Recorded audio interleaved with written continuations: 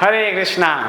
तो आज की संध्याकालीन रविवार की कक्षा में आप सभी भक्तों का हार्दिक स्वागत है।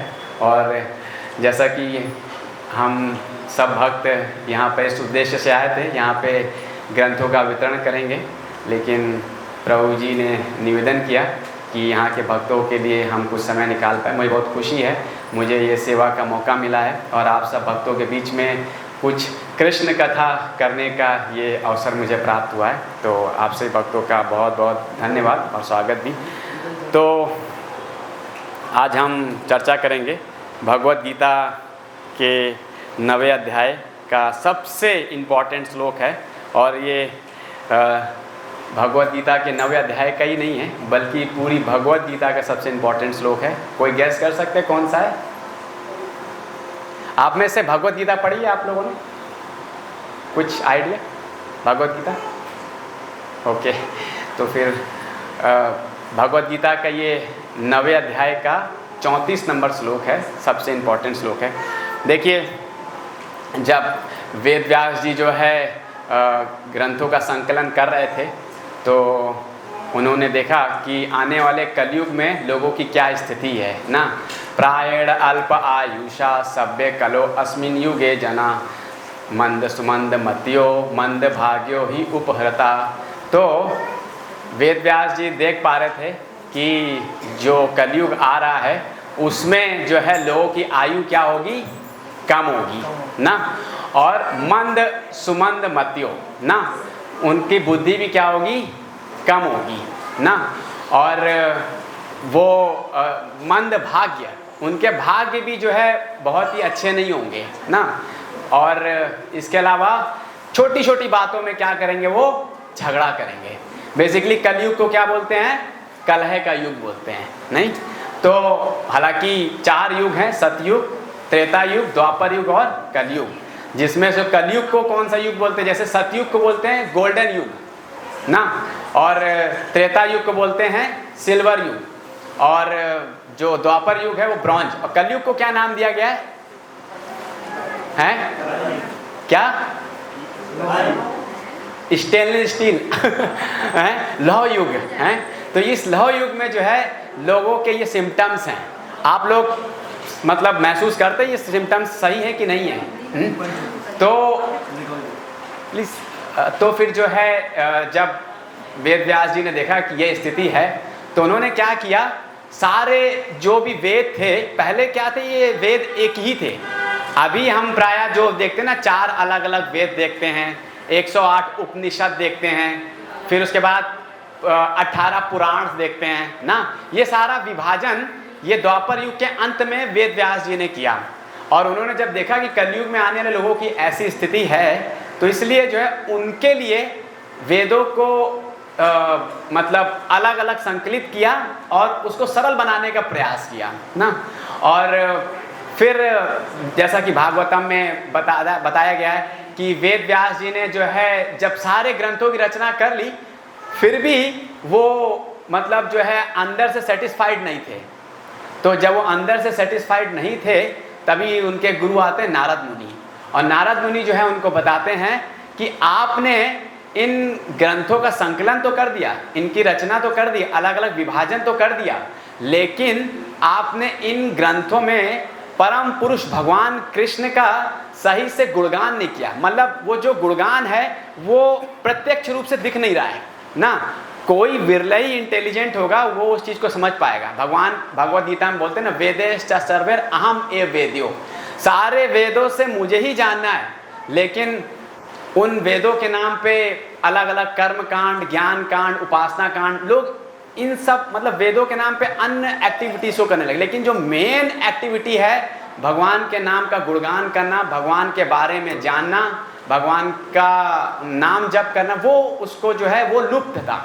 तो फिर इस तरह से उन्होंने नारद मुनि की आज्ञा से उन्होंने श्रीमद् भागवतम की जो है रचना की। बेसिकली भागवतम की रचना कर चुके थे, उसको एडिट किया और उसमें भगवान का ग्लोरिफिकेशन और ज़्यादा जो है एक्सप्लिसिटली जो है उसका वर्णन किया। तो इस प्रकार से जो कलयुग में मतलब एक तो हमारी आयु कम है। पहले लोगों की आयु, द्वापर युग में लोगों की क्या आयु होती थी? किसी को आइडिया? कितना? 1000 साल ना। और सतयुग में जो है 1 लाख साल, त्रेता युग में 10,000 साल। मतलब उनकी आयु होती थी, उस आयु के हिसाब से वो ग्रंथों को बचपन से ही गुरुकुल में उसको पढ़ाया जाता था और वो उसको अच्छे से एक बार सुन लेते थे। पहले के लोग श्रुतिधर होते थे, अभी की तरह नहीं है हमें कल नहीं पता क्या खाया कहाँ गए। पहले के लोग एक बार सुन लिया, पूरे लाइफ टाइम उनके जो ये यहाँ पे जो कंप्यूटर है ना, इसमें सीपीयू में फिट हो गया, फिर वो कभी नहीं भूलते थे। लेकिन कलयुग में क्या है, मंद सुमंद ना, बुद्धि कम है, याददाश्त कम है, तो इसीलिए जो है फिर उन्होंने जो है इन सारे ग्रंथों को अलग किया। और कलयुग में 100 साल की उम्र ऐसा बताया जाता है, लेकिन अभी अगर आप देखेंगे तो लोग हार्डली 60 साल 70 साल ना, इतना ही हो पर ना, धीरे धीरे और ये कम होता जाए जैसे जैसे कलयुग आगे बढ़ेगा। तो फिर इन सब बातों को ध्यान में रखते हुए जो है, जो हमारे आचार्यगण आए, उन्होंने मुख्यतः श्रीमद् भागवतम और श्रीमद् भगवद गीता, इन 2 ग्रंथों पे बहुत ज़्यादा बल दिया ना। और फिर जब चैतन्य महाप्रभु आए तो चैतन्य महाप्रभु ने भी जो है हरिनाम संकीर्तन पे बल दिया, जो कि कलयुग का मेन युग धर्म है ना। तो फिर उसके बाद जो है प्रभुपाद जी ने जो है भगवद गीता, श्रीमद् भागवतम, चैतन्य चरितमृत, ये सारे ग्रंथ दिए। तो मैं नटशल में आप लोग को बताना चाह रहा हूँ कि जो भी शास्त्रों में दिया हुआ है उसका सबका जो एसेंस है, वो सार है, वो क्या है, श्रीमद् भगवद गीता है। अगर कोई वेदों को नहीं समझ पा रहा है, नहीं पढ़ पा रहा है, इतना समय भी नहीं है, बुद्धि भी कम है, अगर वो भगवद गीता को अगर उसने समझ लिया अच्छे से, तो वो सारे वेदों के सार को जो है समझ सकता है। वेदों का क्या निचोड़ है वो इस भगवद गीता से वो समझ सकता है ना। तो अब भगवद गीता में कितने अध्याय हैं? 18 अध्याय। तो इस 18 अध्याय को भी जो है 3 सेक्शन में डिवाइड किया गया है। कर्म योग पहले 6 चैप्टर, फिर 7 से 12 भक्ति योग, और फिर 13 से लेकर 18 तक है मुख्यतः ज्ञान योग। तो अगर कोई भगवद गीता के 18 अध्याय को भी समझने में समर्थ नहीं है, तो वो क्या करे, जो बीच का ज्वेल है, एक बॉक्स होता है ना, बॉक्स का ऊपर कवरिंग, अंदर और नीचे भी कवरिंग, बीच में हीरा रखा हुआ है ना। तो हीरा क्या है भगवद गीता में? 7वें अध्याय से लेकर 12वें अध्याय। जो भक्ति योग है, अगर कोई 18 अध्याय नहीं समझ सकता है, वो 7 अध्याय से लेकर 12 अध्याय तक अगर वो समझ लेगा तो वो भगवद गीता के एसेंस को समझ सकता है। अगर कोई 7 से 12 अध्याय भी नहीं समझना चाह रहा है, इतना भी कोई नहीं कर पा रहा है, तो वो क्या करे, जो भगवद गीता के सबसे बीच का चैप्टर है, कौन सा है? 9वां। अगर वो उस 9वें चैप्टर को भी समझ ले तब भी उसका कल्याण हो सकता है। और 9वें चैप्टर का क्या नाम है, किसी को याद है? परम गुह्य ज्ञान ना। 3 प्रकार के ज्ञान बताए भगवान ने इसमें। पहला है गुह्य ज्ञान, दूसरा है गुह्यतर, confidential knowledge, more confidential knowledge and most confidential knowledge, गुह्यतम। तो 9वें अध्याय के पहले श्लोक में ही भगवान बोलते हैं, इदम तू ते गुह्यतमम प्रक्षामि अनुसूया, हैं गुह्यतमम। तो भगवान ने एक्चुअल में गीता कौन से अध्याय से सुनानी स्टार्ट की? 2 अध्याय से। सबसे पहले क्या ज्ञान दिया? आत्मा का ज्ञान दिया ना। तो जो आत्मा का ज्ञान है, हाँ, वो क्या ज्ञान है? Confidential knowledge. देखिए, हम सब जो है अभी यही सोचते हैं कि हम शरीर हैं, हार्डली कोई आत्मा को रियलाइज कर पाता है, जान पाता है। लेकिन भगवान सबसे पहले सभी लोगों को ये रियलाइज कराना चाह रहे हैं कि हम शरीर नहीं है, हम क्या है? आत्मा है ना। शरीर 5 महाभूत से बना हुआ है, वो यहीं का ही प्रोडक्ट है और यहीं पर ही जो है वो खत्म हो जाएगा। लेकिन आत्मा अमर एंड अजर है, अजन्मा है, उसका जन्म नहीं होता है ना। तो भगवान ने 2 अध्याय में सबसे पहले गुह्य ज्ञान के बारे में बताया, उसमें हमें आत्मा का ज्ञान दिया। तो फिर उसके बाद भगवान ने कर्म योग के बारे में बताया। फिर जब हम भक्ति योग के सेक्शन में आते हैं ना, 7 से लेकर 12 तक का, तो 7वें और 8वें अध्याय में भगवान ने गुह्यतर ज्ञान दिया। गुह्यतर ज्ञान क्या है? भगवान ने भक्ति योग के सेक्शन में किसका ज्ञान दिया? भक्ति योग का ज्ञान दिया ना, भक्ति के बारे में बताना प्रारंभ किया। देखिए भक्ति में भी जो है 3 चीजें हैं। एक है केवल्य भक्ति, शुद्ध भक्ति, एक है प्रधानभूत भक्ति, एक है गुणभूत भक्ति ना। एक है शुद्ध भक्ति, केवल हम भक्ति कर रहे हैं, मतलब केवल और केवल अपना मन मयि आवे आदेशन निवशिष्य, मतलब भगवान के ऊपर अपने मन को पूर्ण रूप से हम क्या करें? एब्जॉर्ब कर रहे हैं। That is pure devotional service, शुद्ध भक्ति है। हमने पढ़ा भी होगा ना नवदा भक्ति के बारे में, जानते होंगे ना, है श्रवणम कीर्तनम विष्णु स्मरणम पाद सेवनम अर्चनम वंदनम दास्यम साख्यम आत्म निवेदनम। ये 9 जो है भक्ति की विधियां हैं, और ये 9 की 9 शुद्ध भक्ति की विधियां हैं। इसमें से कोई एक भी अपना सकता है, कोई 2 भी अपना सकता है, कोई 9 की 9 भी अपना सकता है। तो इस तरह से 7वें और 8वें अध्याय में भगवान ने मोर कॉन्फिडेंशियल नॉलेज दे दिया, भक्ति के बारे में बता दिया भगवान ने।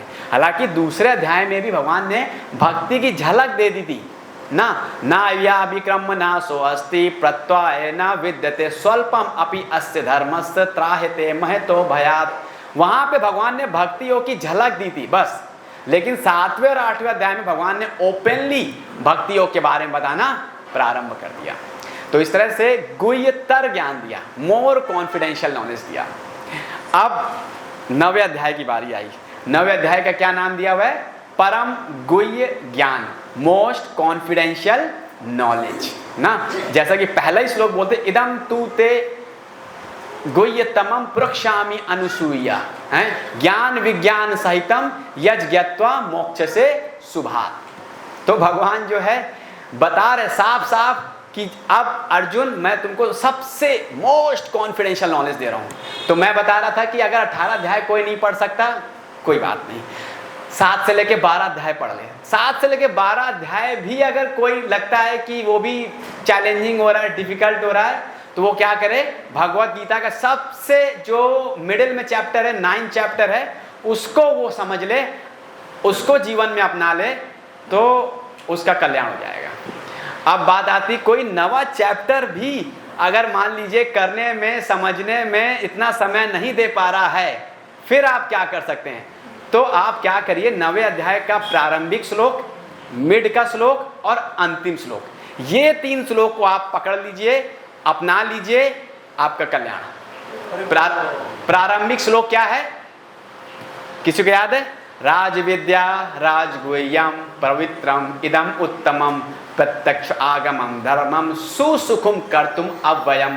भगवान बोल रहे हैं सब, मतलब दूसरे श्लोक में ही बता दिया कि आप जो है इस श्लोक को, ये राज विद्या है, it is the king of knowledge, जो मैं अब आपको बताने जा रहा हूं। राज विद्या राजगुह्यम, मोस्ट कॉन्फिडेंशियल नॉलेज, पवित्रम इदम उत्तमम, और purest knowledge, it is the purest knowledge, there is no मिश्रण ऑफ ज्ञान और कर्मा ना। मुख्यतः देखिए, हम सब लोग इस भक्ति के प्रोसेस में आए हैं, जुड़े हैं और भक्ति योग का पालन कर रहे हैं। तो भक्ति योग में कुछ ऐसे अंग हैं जो कि हम शुद्ध भक्ति का पालन करते हैं, कुछ ऐसी चीज़ें हैं उसमें कर्म का भी मिश्रण होता है भक्ति के साथ साथ में, कुछ ऐसा पॉइंट भी आता है जहाँ ज्ञान का भी मिश्रण होता है। लेकिन भगवान ये बोल रहे हैं कि प्योरेस्ट नॉलेज दे रहे हैं, प्रत्यक्ष आगमम धर्म। ये एक ऐसा विज्ञान है कि इसको आप प्रत्यक्ष रूप से क्या कर सकते हैं? महसूस कर सकते हैं, रियलाइज कर सकते हैं। प्रत्यक्ष आगमन सुसुखम कर्तुम अव्ययम। और ये जो एक्टिविटी है भक्ति योग की, इसको बहुत ही सुखपूर्वक किया जा सकता है। तो अगर कोई 9वें अध्याय को नहीं पढ़ पा रहा है, नहीं समझ पा रहा है, तो ये प्रारंभिक का श्लोक है, इसको पकड़ ले, ठीक है। इसके बाद जो बीच का श्लोक है वो भी पकड़ ले। बीच में 9.14 में श्लोक आता है क्या? सततम कीर्तयन्तो माम यतन्तश्च दृढ़वता नमस्यन्तश्च माम भक्त्या नित्ययुक्ता उपासिता। तो वहां पर भी भगवान क्या बता रहे? शुद्ध भक्ति। ऐसा नहीं बता रहे हैं कि केवल आप 16 माला का जप करो, 2 घंटे का जप करो, नहीं। भगवान क्या रिकमेंड कर रहे हैं? सततम, ऑलवेज, हमेशा। ठीक है ना? ये केवल हमें देखना है, हमें गाइडेंस लेना है कि कैसे हम कंटिन्यूअसली जप कर सकते हैं, भगवान का स्मरण कर सकते हैं। भगवान अर्जुन को बोलते भी हैं ना कि मयि अर्पित मनोबुद्धि है माम, भगवान बोलते हैं कि तस्मात् सर्वेषु कालेषु माम अनुस्मर युद्ध चा। हे अर्जुन, युद्ध भी करो और मेरा स्मरण भी करो, मेरा स्मरण करते हुए युद्ध करो। तो आप लोग भगवान का स्मरण करते हुए सारा कार्य करिए ना। जो भी कार्य कर रहे हैं उसमें जरूर भगवान का स्मरण करते हुए करिए। आप उनको अपनी कृतज्ञता व्यक्त करिए, भगवान जो भी मैं कर रहा हूं ये सब आपकी वजह से है, आप हमें निमित्त बना रहे हैं। और एक चीज बड़ी इंपॉर्टेंट है, मयि अर्पित मनोबुद्धि। देखिए भगवान ने ये तो बोल दिया, तस्मात् सर्वेषु कालेषु माम अनुस्मर युद्ध चा, मुझे सब समय याद करो, लेकिन मयि अर्पित मनोबुद्धि, अपने मन को मुझ में अर्पित करते हुए। ऐसा नहीं कि मन अंते चित अंते, बोलते हैं ना, हैं मन कहीं और पे है, मतलब हम बॉडीली यहाँ प्रेजेंट हैं लेकिन माइंड कहीं और है। आप शारीरिक रूप से यहाँ पर है लेकिन मन किसी और कार्य में भाग रहा है, तो ये नहीं होना है। मयि अर्पित, मन को भी मुझ में अर्पित करो, डेफिनेटली आप भगवान के पास जरूर जाएंगे, धाम जाएंगे। ये भगवान वहाँ पे बता रहे हैं। तो मैं बता रहा था कि सततम कीर्तयन्तो माम यतन्तश्च दृढ़ता, दृढ़ता के साथ हमें 24 आवर प्रैक्टिस करनी है कि हमें हर समय जो भगवान के नाम का कीर्तन करना है, जप करना है ना, और नमस्यन्तश्च, और भगवान को नमस्कार करना है। तो ये हो गया बीच का श्लोक, ठीक है। और फिर उसके बाद सबसे लास्ट श्लोक ना, सबसे लास्ट श्लोक क्या है? वो है आज का, मन मना भाव मद भक्तो मध्याजी माम नमस्कुरु मामेवेसि युक्तैवं आत्मना मत्परायणा। तो कोई पूरी गीता को नहीं समझ पा रहा है, कोई बात नहीं। 7 बीच के 6 श्लोक, 6 चैप्टर को भी नहीं समझ पा रहा है, कोई बात नहीं। 9वें अध्याय को समझ नहीं पा रहा है, कोई बात नहीं। पहले प्रारंभिक, मिड और अंतिम श्लोक को समझ ले तो अच्छा है। अगर वो भी नहीं समझ पा रहा है तो इस अंतिम श्लोक को पकड़ ले बस। इसमें जो सिद्धांत बताया है, भगवान ने जो बताया है, उसको जीवन में अपना ले। केवल एक इस श्लोक को आपने अगर जीवन में अपना लिया तो आपका कल्याण, आप आसानी से जो है इस भावसागर से पार कर सकते हैं ना। तो ये जो श्लोक है आज का बहुत महत्वपूर्ण है, और भगवान ने इस श्लोक को यहाँ पे तो बताया ही है। और जब भगवत गीता खत्म कर रहे थे, लास्ट में भगवान ने फिर से यही श्लोक रिपीट किया है। हम किसी चीज का रिपीटेशन क्यों करते हैं? क्या कारण होता है, क्यों रिपीट करते हैं हम? इंपॉर्टेंट देने के लिए, जोड़ देने के लिए ना। अब जैसे कि आपके घर में कल कोई फेस्टिवल है, अब डेली आप दूध वाला आता है, उससे 2 लीटर दूध लेते हैं। अब कल फेस्टिवल में आपको चाहिए 6 लीटर दूध, तो जैसे ही दूध वाला आया, आपने बोला भैया कल जो है 6 लीटर दूध चाहिए, और वो दूध वाले ने सुन लिया। फिर दूध वाले ने पड़ोसी में जाकर दिया, वापस आ रहा था, फिर बोला भैया कल 6 लीटर। फिर जब वो साइकिल में या गाड़ी में जा तो भैया 6 लीटर बोलते ना, ताकि उसको फिट हो जाए माइंड में, हैं, जोड़ दे रहे के, ताकि वो भूले ना। ये बहुत इंपॉर्टेंट है। कल अगर वो दूध नहीं लेके आया तो मेरा फेस्टिवल चौपट हो सकता है, नहीं। तो इसी प्रकार से भगवान भी जो है यहाँ पर क्या कर रहे हैं, यहाँ पे श्लोक को बोल रहे हैं। और यही श्लोक 18वें अध्याय के 65वें नंबर श्लोक को, यही सेम श्लोक देखिए रिपीट कर रहे हैं। मन मना भाव मद भक्तो मध्याजी माम नमस्कुरु मामेवेसि सत्यम ते प्रियो जानु प्रियोसी में, अति प्रिय जानु प्रियोसी में। तो भगवान सेम रिपीट करे। अच्छा, एक श्लोक है आप लोगों ने सबने सुना होगा हरि नाम के ऊपर, किसी को याद है? यस माता जी। हरेर नाम हरेर नाम एव केवलम कलयो नास्तेयो गतिरन्यथा है ना। देखिए ये श्लोक जो है कलयुग के लिए है, कलयुग में भगवान बोल रहे हैं 3 बार हरि का नाम, हरि का नाम, हरि का नाम, जोर दे के बोल रहे हैं। और यही बोल रहे कलेव नास्ते हो, नास्ते हो, नास्ते हो, कोई और साधन है नहीं, है नहीं, है नहीं। तो जैसे यहाँ पे देखो रिपीटिशन दिया जा रहा है ना, वैसे इस श्लोक के लिए भी भगवान रिपीटिशन दे रहे हैं। और इंटरेस्टिंग पॉइंट, जैसे कि भगवान ने यहाँ पर जैसे पहला श्लोक बोला ना, इदम तू ते गुह्यतमं प्रक्षामि अनुसूया, वैसे ही 18वें अध्याय का जो ये 65वां श्लोक है जो रिपीट कर रहे हैं, इससे पहले 64वां श्लोक है, वहां पे भी भगवान नहीं बोले गुह्यतमम ना, परमावचा, वहां पे भी बोल रहे हैं कि अब मैं गुह्यतम चीज को फिर से रिपीट कर रहा हूं, इसको ध्यानपूर्वक सुनो और अपना लो। तो मैं आप सब लोग से यही कहना चाह रहा हूं, ये जो श्लोक है बहुत इंपॉर्टेंट है, most confidential knowledge, most important श्लोक है। आप पूरी भगवत गीता को ना भी समझ पाए कोई बात नहीं, इस श्लोक को जीवन में उतार लीजिए बस, ठीक है। आप इस श्लोक को याद कर लीजिए, बहुत सरल भी है याद करना। मन मना भाव मद भक्तो मद्याजी माम नमस्कुरु मामेवसी युक्त आत्मना मत परायणा। तो ये अब हम इसके अर्थ पे और इसके तात्पर्य पे चर्चा करेंगे। प्रभुपाद जी बहुत सुंदर तात्पर्य लिख रहे हैं, बहुत ही अच्छे अच्छे शिक्षाएं हैं, पॉइंट्स हैं, उसके ऊपर हम चर्चा करें। आप सभी लोगों के पास है, ठीक है। 9.34 है, ठीक है, यस।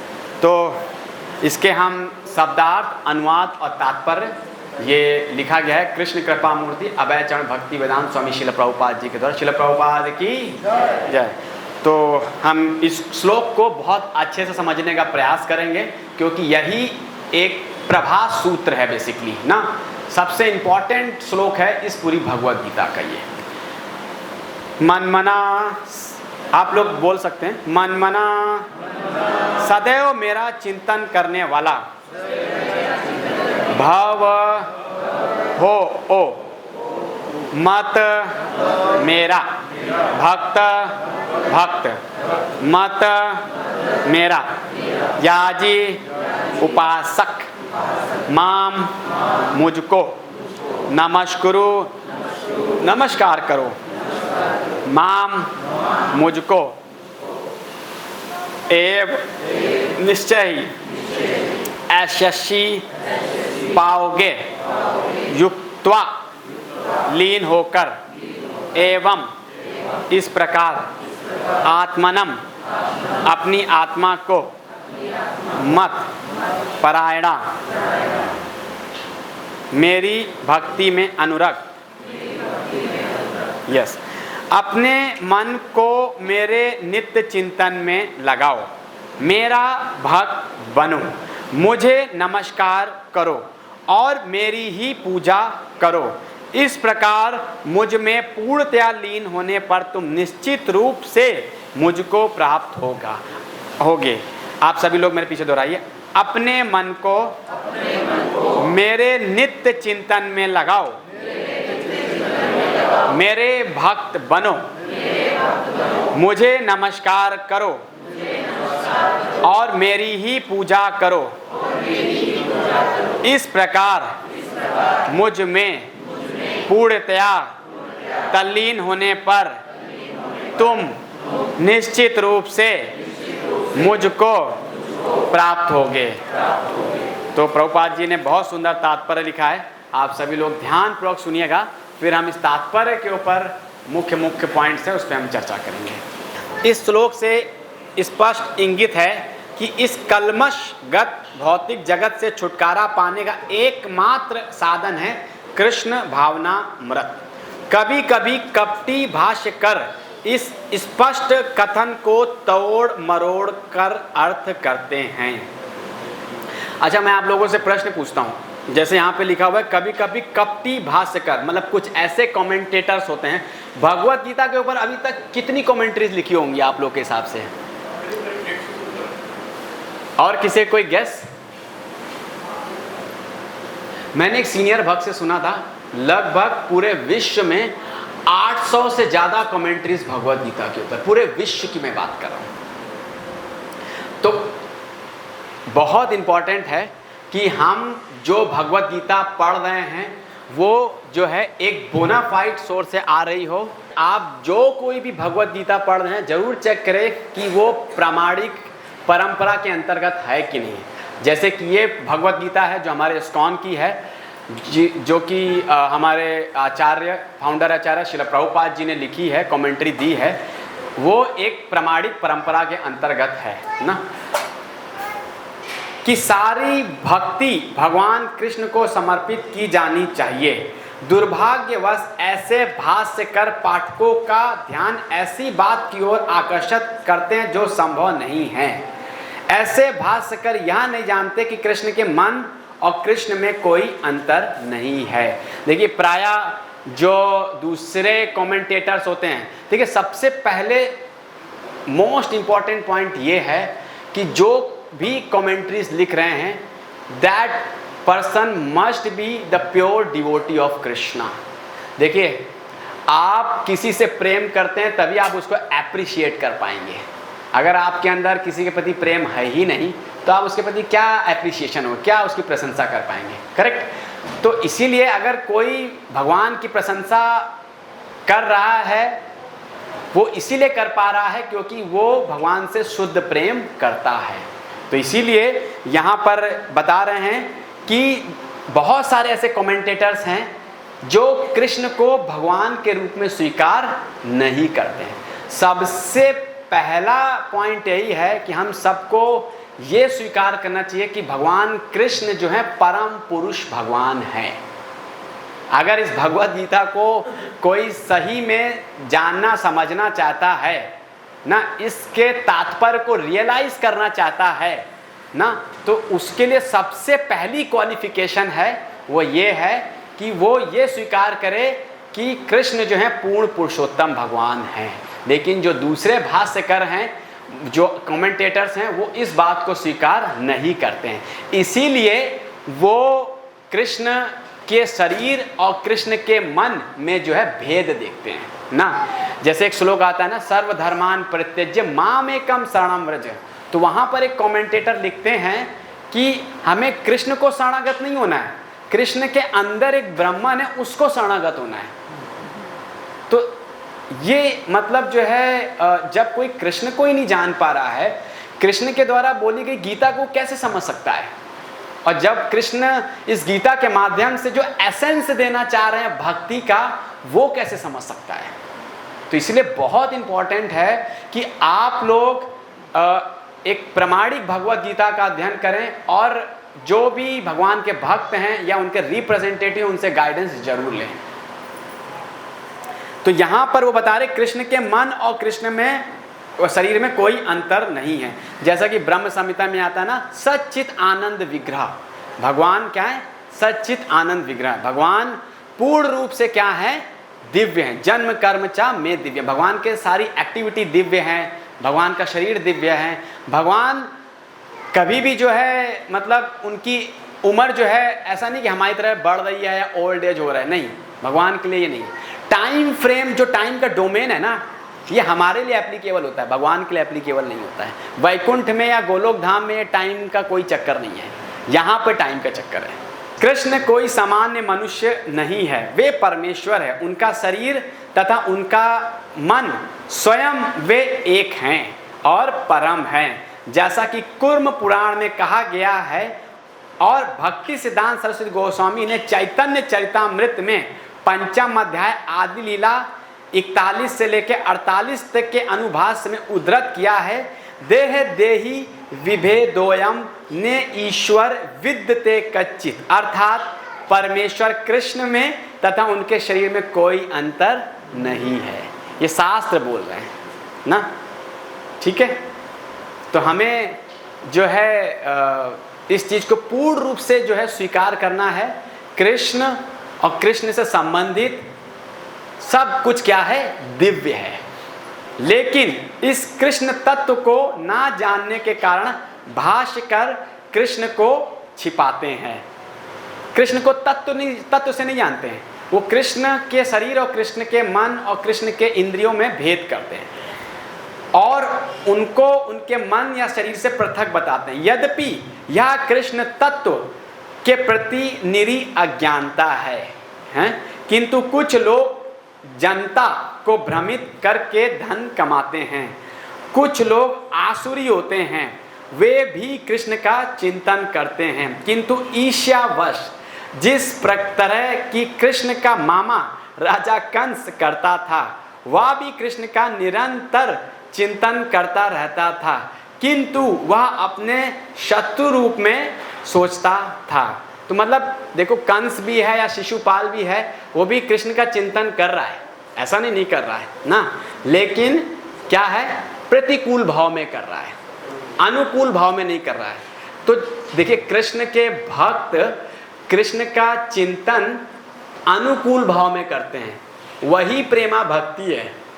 कृष्ण यहाँ पे कंस का चिंतन तो है, लेकिन प्रतिकूल भाव में है, इसीलिए वो कृष्ण से प्रेम नहीं है, इसलिए इसको भक्ति नहीं कह सकते हम, ठीक है ना। लेकिन हम दूसरी जगह देखते हैं, top most devotee of Krishna who, कौन, भगवान कृष्ण के सबसे टॉप मोस्ट डिवोटी कौन है, श्रीमती राधा रानी, ऑल गोपीज हैं। तो जब उद्धव वहाँ पे जाते हैं भगवान का संदेश लेकर के, कि भगवान को भेजते हैं कि आप जाओ और उनको क्या करो, सतावना करो, उनको थोड़ा सा रिलैक्स करो ना, और वो सभी क्या हैं, अभी जो है विरह की अग्नि में जल रही हैं, तो आप जाओ और उनको मेरा संदेश पहुंचा दो। तो उद्धव जाते हैं वहाँ पे, और हालांकि भगवान ने जो संदेश दिया तो बहुत बड़ा संदेश नहीं दिया था, भगवान ने बस एक छोटा सा यही संदेश दिया था। बेसिकली नटशेल में बताना चाहूँगा कि भगवान ने ये संदेश भिजवाया था कि मैं अभी भी जो हूँ आपके हृदय में निवास करता हूँ, अभी भी आपके साथ में हूँ, मैं अलग नहीं हूँ। लेकिन उद्धव इस पूरे लाइन के ऊपर तात्पर्य देने में, समझाने में उनको कितने दिन लग गए, 3 महीने लग गए हैं, 3 महीने लग गए उद्धव को। और फिर वो गोपियों से ही जो है वो प्रेम का रस जो है वहाँ से वो लेके आ गए। देखिए, बताते हैं कि अगर हम जब भी धाम जाएं, वृंदावन जाएं, तो हमारी चेतना कैसी होनी चाहिए, अक्रूर जी जैसे। जब अक्रूर जी को कंस ने भेजा था कि आप जाओ और कृष्ण बलराम को यहाँ लेके आओ, तब अक्रूर जी जो है अपने आप को बहुत भाग्यशाली मान रहे थे और सोच रहे थे कि आज वो दिन आ गया है, मुझे कृष्ण का दर्शन होगा। और ऐसा इंटेंस जो है वो कृष्ण का चिंतन करते हुए जा रहे, मतलब जैसे ही वृंदावन की बाउंड्री के अंदर प्रवेश किया, भगवान के पैरों के चिन्ह जैसे ही देखे, वहाँ पे ही उन्होंने लौटना स्टार्ट कर दिया। तो अगर हम कभी भी वृंदावन जाते हैं, भगवान के धाम जाते हैं, तो ऐसी हमारी चेतना होनी चाहिए। लेकिन हम जब धाम से वापस आते हैं तो हमारी चेतना कैसी होनी चाहिए, उद्धव के जैसे ना। किस तरह से वो गोपियों को भगवान का संदेश देने गए थे, लेकिन जब उन्होंने गोपियों का इतना इंटेंस लव कृष्ण के लिए देखा, तो वो भी जो है मतलब उस लव को, उस प्रेम को जो है अपने साथ लेके आ गए। तो ये जस्ट एक एग्जाम्पल है। तो मतलब कंस जो है भगवान को प्रतिकूल भाव में चिंतन कर रहा है, और जो गोपियां हैं, जो अन्य भगवान के भक्त हैं, वो अनुकूल भाव में चिंतन करें। ऐसे मुझे एक कथा याद आ गई कि वैसे तो देखिए, मन तो बहुत चंचल है ना, भगवान ने मन के बारे में गीता में बहुत कुछ बताया है ना, और मन को भगवान के ऊपर, भगवान के प्रति समर्पित कर पाना भी, ये भी अपने आप में बहुत मुश्किल है। बहुत अभ्यास के बाद ये प्रायः संभव हो पाता है। तो ऐसी एक कथा है छोटी सी। तो एक उत्तर भारत की एक रानी थी, ये मैं पीछे कई साल पुरानी बात बता रहा हूँ, मतलब 150-200 साल पुरानी।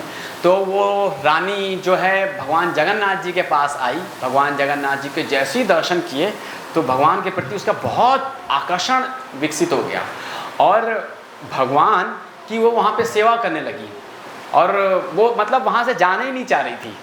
तो लेकिन अब वो थी रानी, उसको अपने राज्य तो वापस जाना ही था। तो फिर जो है वो अपने राज्य वापस आती है, लेकिन फिर भी जगन्नाथ जी के प्रति उसका बड़ा विरह हो रहा था उसको ना। और फिर जगन्नाथ जी को वो प्रतिदिन याद करती थी। तो एक दिन उसने क्या किया, जगन्नाथ जी को जो है बड़ा अच्छा सा तोहफा गिफ्ट जो है भिजवाया, और वहाँ के जो पुजारी थे उनको गिफ्ट दिया। तो पुजारी को पता चला कि ये रानी के घर से आ रहा है, तो फिर बड़ा सा बॉक्स था और बड़ी अच्छी पैकेजिंग थी ना। जैसे होता है ना गिफ्ट हम किसी को भिजवाते हैं, बड़ी अच्छी पैकेजिंग करते हैं, वो एक अलग मैटर, उसके अंदर हमने क्या दिया है, ठीक है। तो फिर जैसे ही पुजारी ने जो है पूरा बॉक्स खोला और फिर बॉक्स खोल के देखा तो उसके अंदर केवल एक पत्ती थी और कुछ था ही नहीं। तो पुजारी को लग गया कि रानी ने जो है ये तो बड़ा अपराध कर दिया भगवान के प्रति, भगवान को इतना बड़ा बॉक्स भेजा और उसके अंदर एक कुछ अनमोल चीज़ भगवान को भेजनी चाहिए, तो खाली बॉक्स है। तो फिर पुजारी ने क्या किया, उस बॉक्स को निगलेक्ट कर दिया और उसको एक किनारे रख दिया। और फिर जगन्नाथ जी को तो पता ही था, तो फिर जो है जगन्नाथ जी इस पुजारी के सपने में आते हैं, कहते हैं कि पुजारी वो जो रानी ने बॉक्स भेजा है वो कहाँ है। तो फिर पुजारी ने मतलब अपने रूम में एक कॉर्नर में छोड़ दिया था। तो भगवान बोले कि उस बॉक्स के अंदर जो कुछ भी है वो मुझे कल सुबह मेरे सामने रख दो। तो पुजारी ने उठा सुबह, एकदम से देखा कि बॉक्स में तो कुछ भी नहीं था, लेकिन बाद में उसको याद आया कि एक पत्ती थी और पत्ती में कुछ लिखा हुआ था। तो वो जो है जगन्नाथ जी को ऑफर करती, और उस रानी ने उस पत्ती में बहुत ही विशेष संदेश लिखा था।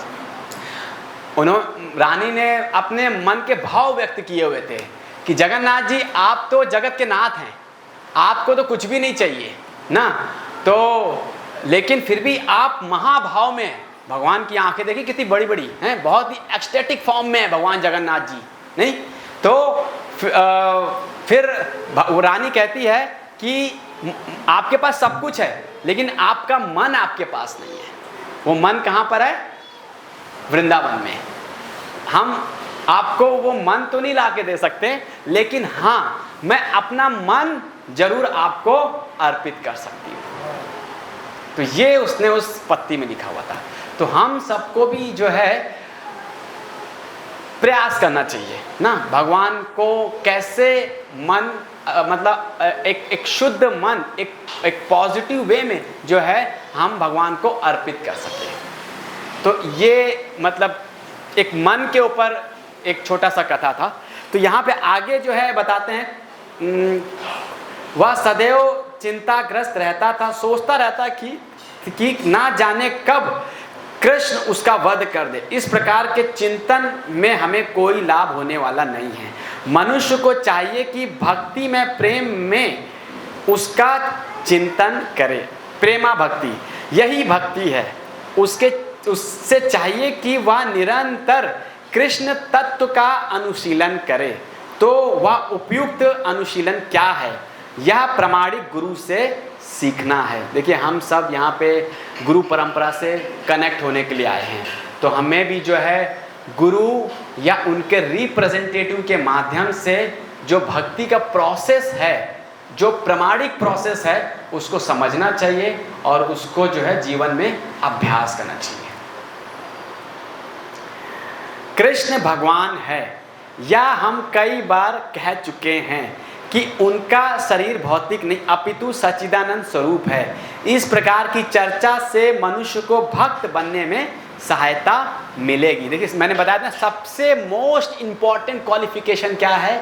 कृष्णा जो है परम पुरुष भगवान है। सबसे पहले हमें इस चीज़ का कन्विक्शन होना है, इस चीज़ को हमें मतलब पूर्ण रूप से स्वीकार करना है कि कृष्ण ही जो है परम पुरुष भगवान है और कोई भी नहीं है। तो अगर आप इस चीज़ को समझ लेंगे तो आप बड़ी ही आसानी से, सरलता से जो है भक्ति में आगे उन्नति कर पाएंगे। अतः मनुष्य को कृष्ण के आदि रूप में मन को स्थिर करना चाहिए। उससे अपने मन में यह दृढ़ विश्वास करके पूजा करने में प्रवृत्त होना चाहिए, कृष्ण ही परम है। देखिए बार बार प्रभुपाद जी इस परपट के अंदर बोल रहे हैं कि हमें इस चीज़ को स्वीकार करना है, कृष्ण पूर्ण पुरुषोत्तम भगवान है। बार बार जैसे भगवान ने ये श्लोक 2 बार बोला ना, वैसे प्रभुपाद जी भी बार बार जो है इस चीज को एम्फेसाइज कर रहे हैं यहाँ पे। जब ऐसा अभ्यास हो रहा है, अतः मनुष्य को कृष्ण के आदि रूप में मन को स्थिर करना चाहिए, उसके मन में दृढ़ विश्वास करके पूजा करने में प्रवृत्त होना चाहिए। कृष्ण परम है। कृष्ण की पूजा के लिए भारत में हजारों मंदिर हैं जहां पर भक्ति का अभ्यास किया जाता है। जब ऐसा अभ्यास हो रहा हो तो मनुष्य को चाहिए कृष्ण को नमस्कार करे, उसे अर्च विग्रह के समक्ष नतमस्तक होकर के मनसा वाचा कर्मणा हर प्रकार के प्रवृत्त होना चाहिए। इससे वह कृष्ण भाव में पूर्णतया तल्लीन हो सकेगा, इससे वह कृष्ण लोक को जा सकेगा। उसे चाहिए कि कपटी भाष्यकारी के बहकावे में ना आए, उससे श्रवण कीर्तन आदि नवदा भक्ति में प्रवृत्त होना चाहिए। शुद्ध भक्ति मानव समाज की चरम उपलब्धि है। हालांकि आगे भी है, बट आगे 7वें 8वें अध्याय के बारे में बताया। तो इस प्रकार से जो है भगवान ने यहाँ पे विशेष तौर से पॉइंट जो रखा है, बताया है, वो ये बताया है कि मन मना भाव मद भक्तो ना। देखिए जो मन है ना, सारी प्रॉब्लम कहाँ से है? हमारे मन से है ना। अर्जुन भी बोलते हैं मन के बारे में, चंचला ही मना कृष्णा प्रमाति बलवदृणाम तस्य हाम निग्रहम मन्ये वायुर एव सुदुष्करम। तो यहाँ पर जो है अर्जुन भी स्वीकार कर रहे हैं कि मन को जो है कंट्रोल करना बहुत मुश्किल है। मैं वायु के वेग को कंट्रोल कर सकता हूँ, लेकिन मन को कंट्रोल नहीं कर सकता। तो भगवान भी फिर आगे क्या बोलते हैं? असंशया महाबाहो मनो दुर्निग्रहम चलम हैं अभ्यास योगेन तु कौन्तेया वैराग्येण च गृह्यते। तो यहाँ पर भगवान भी जो है बता रहे हैं कि हे अर्जुन, निश्चित तौर से मन को कंट्रोल कर पाना बहुत मुश्किल है, लेकिन अभ्यास के माध्यम से मन को कंट्रोल कर सकते, पहला। दूसरा है कि जो विषय वस्तु है हमें उससे भी क्या लेना चाहिए? वैराग्य लेना चाहिए। क्या होता है कि हम मन से मतलब हम जप तो कर रहे होते, लेकिन मन कहीं और भाग रहा होता है, किसी विषय वस्तु के पीछे भाग रहा होता है।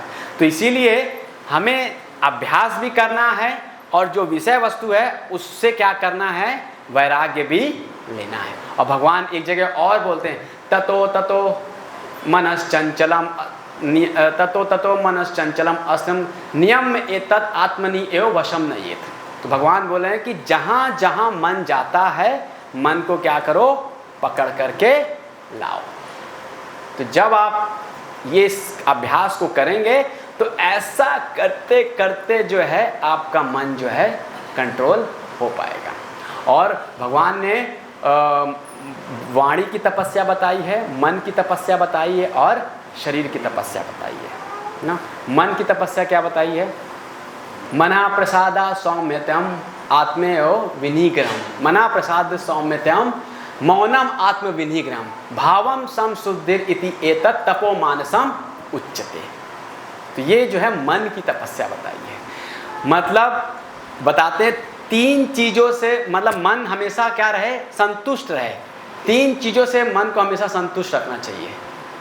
एक तो है जो कुछ भी हमें भोजन मिल रहा है उससे संतुष्ट होना चाहिए, जो भी धन प्राप्त हो रहा है उससे संतुष्ट होना चाहिए, और तीसरा जो हमारा लाइफ पार्टनर है उससे संतुष्ट होना चाहिए। ये 3 चीज़ों से हमें क्या होना चाहिए? हमेशा अपने आप को संतुष्ट रखना चाहिए। और 3 चीज़ों से कभी भी संतुष्ट नहीं होना चाहिए। वो 3 चीज़ें क्या हैं? जप से, दान से और स्वाध्याय से। इन 3 चीज़ों से जो है हमें कभी भी संतुष्ट नहीं। मनः प्रसाद सौम्यतम है, और मन को क्या है? सौम्यतम मौनम आत्मविनिग्रह। यहाँ पे मौनम शब्द आ रहा है ना। देखिए कई बाहर के कुछ लोग होते हैं, मौनम का मतलब मुंह में पट्टी डालिए, कुछ नहीं बोलना है। लेकिन प्रभुपाद जी बताते हैं मौनम का ये मतलब नहीं है। मौनम का मतलब है कि हमें व्यर्थ की बातें नहीं करनी, प्रजल्पा नहीं करना, लेकिन हाँ कृष्ण कथा ज़्यादा से ज़्यादा करना, ये मौनम है। और आत्मविनिगम भावम संशुद्धिर्यति एतत्, ना, हमें अपने मन को, मनोभाव को क्या करना है, शुद्ध करना है। तो ये जो है क्या है, मन की तपस्या है। तो सबसे पहले अगर आप इस श्लोक में देखेंगे, जो ये प्रभास सूत्र है इस पूरी भगवत गीता का, तो यहाँ पर मन मना, सबसे पहले मन को ही भगवान बोल रहे हैं, लेकिन आगे भी भगवान बोलते हैं कि मन इतना आसानी से जो है कंट्रोल नहीं हो सकता। हालांकि 12वें अध्याय में भी अगर आप देखेंगे, 12वें अध्याय में भगवान बोलते हैं, बहुत सिस्टमैटिकली तरीके बताते हैं कि एक व्यक्ति को सबसे पहले क्या करना चाहिए, मन को मई आवेश मना निवेश, मन को जो है मुझ पे निवेशित करना चाहिए ना। अगर ये नहीं हो सकता ना, अभ्यास योगेन ततो माम प्राप्तिम धनंजया, तो वो क्या करे ना, मतलब वो अगर मन को अगर मेरे में स्थिर नहीं कर सकता है तो अभ्यास योग करे, जो भक्ति योग का अभ्यास करे। अगर कोई उसको भी नहीं कर सकता है, थोड़ा सा चैलेंज आ रहा है उसको माला जप करने में, या फिर कहीं कुछ उसके अपने पर्सनल चैलेंजेस हैं ना, भगवान के भक्ति के जो प्रोसेस है उसको फॉलो नहीं कर पा रहा है, तो फिर आगे बताते हैं कि आप क्या करो, मेरे लिए कार्य करो ना। मतलब मंदिर मार्जन करिए, भगवान के लिए भोग बनाइए ना, इस तरह से आप, भगवान बोलते हैं आप मेरे लिए कार्य करो। अगर कोई मेरे लिए भी कार्य नहीं कर सकता तो भगवान बोलते हैं क्या, कि आप जो कार्य कर रहे हो उसका फल मुझे अर्पित कर दो। फिर उसके बाद भगवान बोलते हैं कि अगर कोई उस फल को भी अर्पित नहीं कर पा रहा है, लेट्स से, तो क्या करे, वो जो है पुण्य कर्मों के जो फल हैं उसको मुझे अर्पित कर दे। तो ये स्टेप बाय स्टेप जो है भगवान 12वें अध्याय में बताते हैं कि अगर कोई मन को सबसे पहले प्रयास करना है कंट्रोल करने के लिए, मन को मुझ में लगाने के लिए, अगर वो नहीं कर सकता तो अभ्यास करे भक्ति योग का, नहीं तो फिर मेरे लिए कार्य करे, वो भी नहीं कर सकता तो जो कार्य कर रहा है उसके फल को मुझे अर्पित कर दे। तो ये सारे ऑप्शंस एक साधक के पास हो सकते हैं, लेकिन इसमें जो सबसे टॉप मोस्ट है, जो शुद्ध भक्ति है, वो यही है कि मन मना भाव मत भक्तो, मन को मुझ में निवेशित कर दो, ये टॉप मोस्ट है। बाकी हम सुनते हैं कर्म मिश्रित भक्ति, ज्ञान मिश्रित भक्ति ना, हम जो भी कार्य कर रहे हैं उसमें मतलब भक्ति भी है, भक्ति भी कर रहे हैं, लेकिन कहीं ना कहीं कर्म का क्या होता है, मिश्रण होता है। तो ये जो इस पर्टिकुलर श्लोक में भगवान बताते हैं कि मन मना भाव मत भक्तो मध्याजी नमस्कुरु। तो मध्याजी क्या है, practice, worship. Worship means offering everything to the Krishna, सब कुछ भगवान को क्या कर दो, अर्पित कर दो। मतलब जो भगवान ने 12वें अध्याय में अलग अलग श्लोक में बताया है, इस पूरे एक प्रभास सूत्र में, जो इस पूरी भगवत गीता का ज्वेल सूत्र, ज्वेल जो ये श्लोक है, इसके अंदर भगवान ने बता दिया अभ्यास योग। अगर मतलब वर्शिप करो, बेसिकली देखिए दो चीज़ें होती हैं, एक होती है फिलॉसफी, एक होती है प्रैक्टिस ना। हमने साइंस के स्टूडेंट हैं तो हमने क्या किया, थ्योरी भी पढ़ा और प्रैक्टिकल भी किया ना। तो हम फिलॉसफी को जानते हैं, दैट मीन्स क्या है, वो थ्योरी है। प्रभुपाद जी बोलते हैं ना कि religion without philosophy is sentimental, philosophy without religion is mental speculation. तो इसीलिए हमें दोनों ही जरूरी है, हमें थ्योरी भी जरूरी है, फिलॉसफी भी जाननी जरूरी है, और उसको प्रैक्टिकली कैसे करना है वो भी इंपॉर्टेंट है। तो ये अभ्यास योगेन ना, यहाँ पे मध्याजी शब्द आया है। मध्याजी मतलब मुझे वर्शिप करिए। अगर कोई ये भी नहीं कर सकता तो भगवान क्या कह रहे हैं, माम नमस्कुरु, मुझे नमस्कार कर। इससे सरल तो कुछ हो सकता है, हैं? भगवान आपकी भक्ति को केवल नमस्कार के माध्यम से स्वीकार कर रहे हैं। तो कुछ नहीं कर सकते तो एटलीस्ट नमस्कार जो है जरूर करें ना। और फिर उसके बाद बोल रहे हैं युक्त एवं आत्मना मत परायणा। हालांकि देखिए नवदा भक्ति में हमने अभी परपट में भी प्रभुपाद जी बता रहे 9 प्रकार की भक्ति, 9 विधियाँ हैं भक्ति की ना। श्रवणम, कीर्तनम, विष्णु स्मरणम, अर्चनम, वंदनम, दास्यम, साख्यम, आत्मनिवेदनम। अगर आप इस, जैसे कि मैंने बताया, ये पूरे इस चैप्टर को अगर कोई अच्छे से समझ लेता है तो यहाँ पे भगवान ने इस चैप्टर के अंदर उस नवदा भक्ति के कई सारे अंगों को यहाँ पे भगवान ने वर्णित कर दिया है। सबसे पहला, इदम तू ते गुह्यतमम प्रोक्षामि अनुसूया।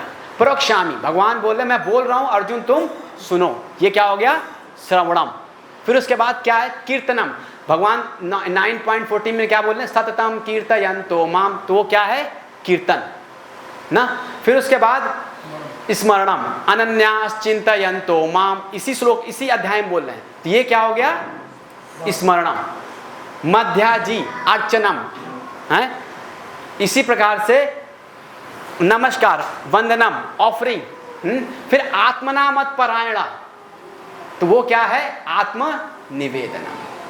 तो अगर आप इस पूरे मतलब ये श्लोक तो है ही इम्पॉर्टेंट, अगर आप इस पूरे भगवत गीता के अध्याय को भी देखेंगे, इस जो कि टॉप मोस्ट कॉन्फिडेंशियल नॉलेज है भक्ति योग के बारे में, तो भगवान ने उस पूरी नवदा भक्ति को जो है इसके अंदर जो है प्रस्तुत कर दिया है, जो कि शुद्ध भक्ति है।